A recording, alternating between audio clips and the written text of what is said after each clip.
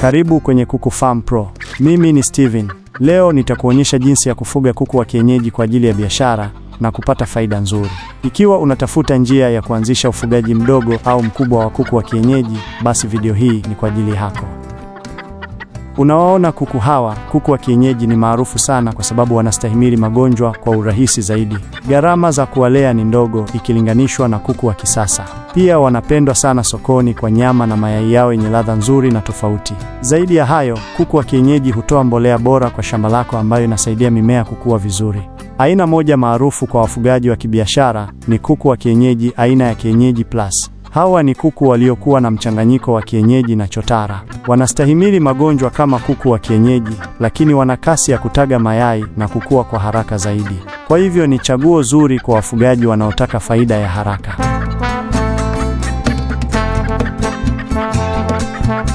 Kuanza mradi wa kuku wa kienyeji ni rahisi. Kwa mfano, unaweza kuanza na kuku 50 wa Kienyeji Plus. Bei ya kuku 50 aina hii inaweza kuwa kati ya shilingi 30,000 hadi 40,000.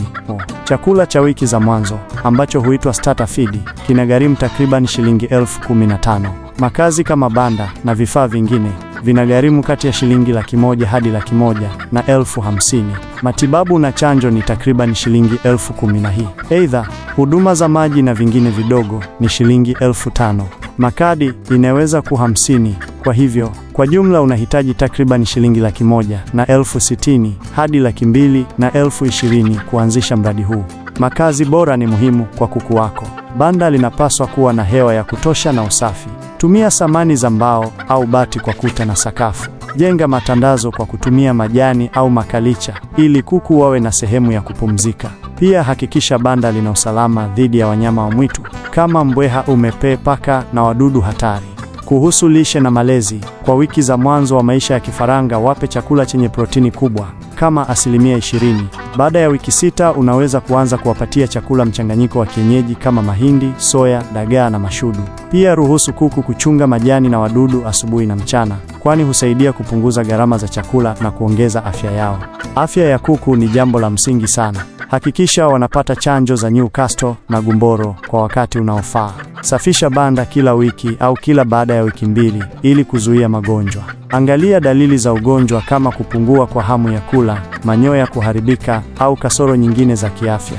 Kuhusu masoko, mayai na nyama ya kienyeji hupata soko la uhakika kwa bei nzuri. Mayai yanaweza kuuzwa kwa shilingi 500 hadi 800 kwa yai moja. Nyama ya kienyeji hupendwa sana katika sherehe, mikahawa na kaya mbalimbali. Pia unaweza kuuza vifaranga kwa wakulima wengine ili kupata mapato ya ziada. Kwa ushauri wa mwisho, anza kwa idadi ndogo kama kuku 50 ili ujifunze taratibu na kisha ongeza kadri unavyoweza. Weka kumbukumbu za gharama zako na mapato ili ufahamu jinsi biashara yako inavyoendelea. Jifunze kila siku na usisite kuuliza maswali kwa wakulima wenzako. Asante sana kwa kutazama Kuku Farm Pro.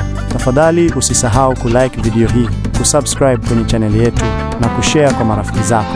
Jiunge pia na WhatsApp group yetu kwa namba zinazoonekana kwenye screen yako kwa mafunzo zaidi na msaada wa moja kwa moja.